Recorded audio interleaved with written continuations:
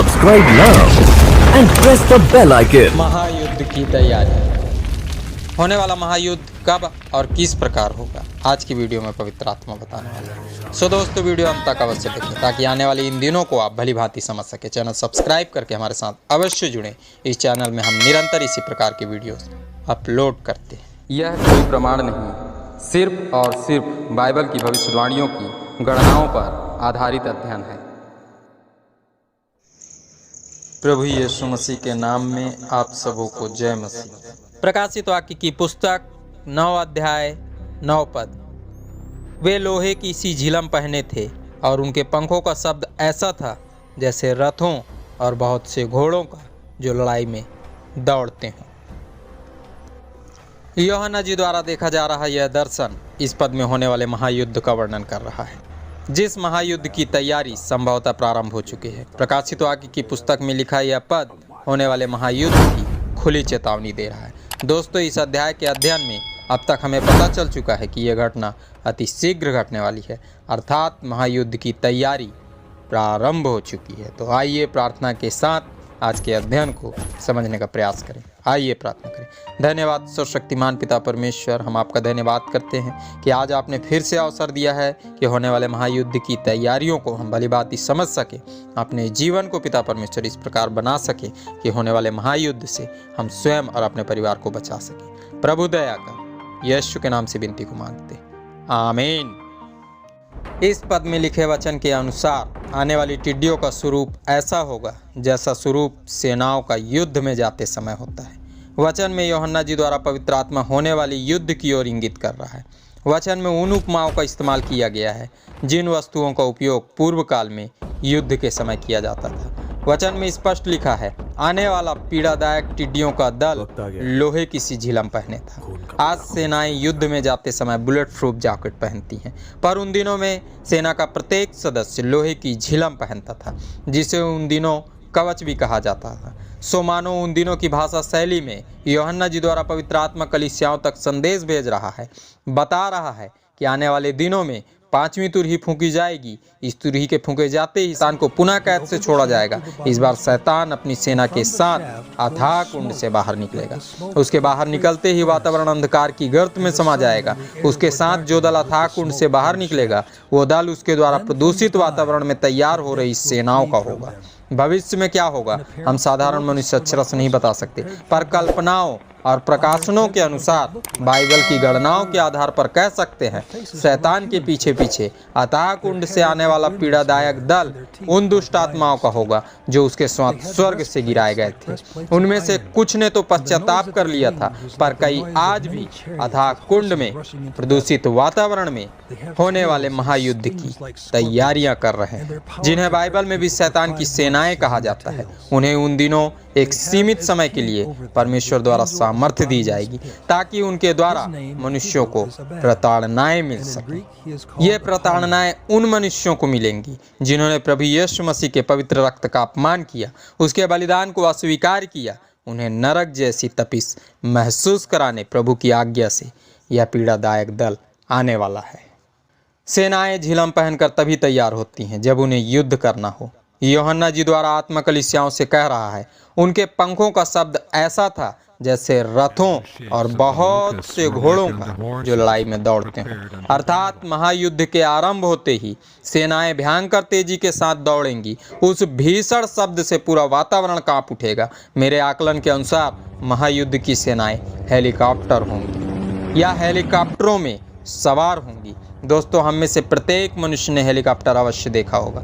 आप कल्पना करें, हेलीकॉप्टर का स्वरूप ठीक टिड्डी जैसा दिखाई देता है। हेलीकॉप्टर के पंखों की आवाज़ भी ठीक उसी प्रकार सुनाई देती है जैसे वचन में अंकित है, अर्थात हेलीकॉप्टर के पंख से निकलने वाली आवाज़ रथों और लड़ाई में दौड़ते घोड़ों जैसी घड़घड़ाहट भरा शब्द सुनाती है। प्रकाशन नंबर 104 में हम सबों ने जाना ये पीड़ादायक टिड्डी दल संभवतः सन 2065 के बाद नजर आना चाहिए। उन दिनों परिवेश बदल चुका होगा, समाज आधुनिक हो चुका होगा, तकनीक उच्च स्तर में पहुंच सकती होगी। उन दिनों के हेलीकॉप्टर निश्चय लड़ाकू विमान के समान युद्ध के लिए तैयार किए जा चुके होंगे। आपकी इस विषय में क्या राय है? कमेंट बॉक्स में अवश्य लिखें। मसीह के सच्चे जन होने के नाते जय मसीह लिखना तो आप कदापि ना भूलें। आपके कमेंट हमें प्रोत्साहन प्रदान करते हैं। और हाँ दोस्तों, वीडियो पसंद आए तो लाइक करके अपने दोस्तों में शेयर और अपने रिश्तेदारों में शेयर जरूर करें। प्रकाशित वाक्य की पुस्तक 9 अध्याय 10 पद। उनकी पूंछ बिच्छुओं की सी थी और उनमें डंक थे, और उन्हें 5 महीने तक मनुष्यों को दुख पहुंचाने की जो शक्ति मिली थी वह उनकी पूंछों में थी। जो बातें दर्शन में सामने निकल कर आ रही हैं, उन बातों से पता चलता है उन दिनों होने वाले भीषण युद्ध को पवित्र आत्मा पूरी तरह स्पष्ट कर रहा है, या यूं कहिए कि बता रहा है। जब शैतान के साथ आया टिड्डियों का दल कामयाब नहीं हो पाएगा, तब अचानक युद्ध सा वातावरण बनेगा। असहनीय पीड़ा देने वाली टिड्डियां भयंकर कोलाहल के साथ तेजी से आक्रमण करने लगेंगी। जैसे जैसे उनका समय समाप्त होने लगेगा, वे पूरी तरह तेजी के साथ कार्य करने लगेंगी। वे उस प्रकार नजर आने लगेंगी जिस प्रकार हथियारों से सुसज्जित सेनाएं नजर आती हैं, और जब भयंकर युद्ध करती हैं तब भयंकर कोलाहल मचता है। उनके चलने से वातावरण भी थरथरा उठता है। उस मतवाली सेना को रोक पाना लगभग असंभव होता है। यूहन्ना जी द्वारा देखे जा रहे दर्शन की इस पद में लिखा है, उनकी पूंछ बिच्छुओं की सी थी, अर्थात आने वाली पीड़ादायक टिड्डियों की पूंछ बिच्छुओं जैसी होगी। कल्पना किया जाए तो स्पष्ट पता चलता है हेलीकॉप्टर का पिछला स्वरूप ठीक बिच्छुओं के पूंछ जैसा दिखाई देता है। यह वचन भी हमारे प्रकाशन को पूरा करता है। वचन में आगे लिखा है, उनके डंक थे। दोस्तों, हेलीकॉप्टर के पूंछ जैसे हिस्से के ऊपर एक छोटी सी पंखी लगी होती है जो हेलीकॉप्टर को दिशा प्रदान करती है। गौर से देखिए तो हेलीकॉप्टर का यह हिस्सा बिच्छुओं के पूंछ के डंक जैसा ही नजर आता है। इसके बाद वचन के अंत में स्पष्ट लिखा है, उन्हें 5 महीने मनुष्यों को दुख पहुंचाने की जो शक्ति मिली है वह उनकी पूंछों में थी, अर्थात आने वाली टिड्डी जो कि हेलीकॉप्टर होगी या हेलीकॉप्टरों में सवार होगी, उनके द्वारा मनुष्य जाति पर जो दुख या पीड़ा आएगी वो पीड़ा उनके पूंछों से आएगी। या हम कह सकते हैं आने वाले आधुनिक युग में लड़ाकू विमान के समान ऐसे हेलीकॉप्टर तैयार होने वाले हैं जिनके पूंछों से भीषण आग या गोलियां बरसेंगी, जिनका शिकार बना मनुष्य 5 महीने तक असहनीय पीड़ा से तड़पता रहेगा। मरेगा इसलिए नहीं क्योंकि वह स्वयं आधुनिक दवाइयों और उपकरणों के प्रभाव में इस प्रकार बन चुका होगा कि वह चाहकर भी मृत्यु को प्राप्त नहीं कर पाएगा, और उसे मजबूरन बिच्छुओं के डंक जैसी जलन से तड़पना पड़ेगा, दुख उठाना पड़ेगा। प्रकाशित वाक्य की पुस्तक की इस प्रकाशन में पवित्र आत्मा आने वाले दर्दनाक दिनों की चेतावनी दे रहा है, होने वाले महायुद्ध की चर्चा कर रहा है। दोस्तों, हम आधुनिक युग में जीवन यापन कर रहे हैं। यूहन्ना जी द्वारा देखे गए इस दर्शन की पूर्णता के पूरे आसार इस युग में प्रकट हो रहे हैं। इन दिनों निश्चय ही कहीं ना कहीं होने वाले महायुद्ध की तैयारियां हो रही हैं। दिन प्रतिदिन आधुनिक हथियारों का निर्माण हो रहा है। संभवतः कहीं ना कहीं आने वाली ये दर्दनाक टिड्डियां भी तैयार हो रही हैं।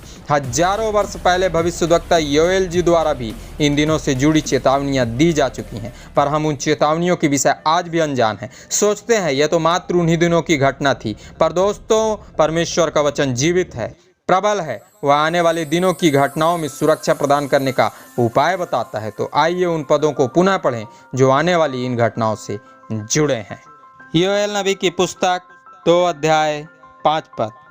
उनके कूदने का शब्द ऐसा होता है जैसे पहाड़ों की चोटियों पर रथों के चलने का, या खूंटी भस्म करती हुई लौ का, या जैसे पांति बांधे हुए बलि योद्धाओं का शब्द होता है। यह पद होने वाले महायुद्ध का प्रमाण दे रहा है, अर्थात वचन पूरा होने का समय आ पहुंचा है। तकनीकियों वाला युग प्रारंभ हो चुका है। इसी युग में यह महायुद्ध होगा जिसकी तैयारियां प्रारंभ हो चुकी हैं। योएल नबी की पुस्तक 2 अध्याय 10 पद। उनके आगे पृथ्वी कांप उठती है और आकाश थरथराता है। सूर्य और चंद्रमा काले हो जाते हैं और तारे नहीं झलकते। यह पद उन दिनों में घटने वाली घटना की जानकारी दे रहा है, जिन घटनाओं के घटने की गवाहियां प्रकृति निरंतर देती जा रही हैं। सो आने वाली इन दर्दनाक दिनों से बचने के लिए हमें प्रभु यीशु मसीह के क्रूस तले आना होगा। गुनाह करने से स्वयं को रोकना होगा। जो पाप हम कर चुके हैं उन सबों को त्याग कर प्रभु यीशु मसीह के पवित्र लहू से खुद को साफ और पवित्र करना होगा। क्रूस पर कुर्बान हुए प्रभु को अपना स्वामी और व्यक्तिगत उद्धारकर्ता मानकर स्वीकार करना होगा, क्योंकि उन दिनों सिर्फ परमेश्वर की मुहर पाए हुए लोग ही इस पीड़ा से बच सकते हैं। आज के अध्ययन से जो शिक्षा मिली उस शिक्षा के पद को सदैव स्मरण रखें। दोस्तों, यह पद योएल नबी की पुस्तक उसके 2 अध्याय के 32 पद में पाया जाता है। आइए हम इस पद को धर्मशास्त्र बाइबल से पढ़ें। उस समय जो कोई यहोवा से प्रार्थना करेगा वह छुटकारा पाएगा, और यहोवा के वचन के अनुसार सिय्योन पर्वत पर और यरूशलेम में जिन बचे हुओं को यहोवा बुलाएगा वे उद्धार पाएंगे। आप सबों ने इन वचनों को ध्यान से सुना।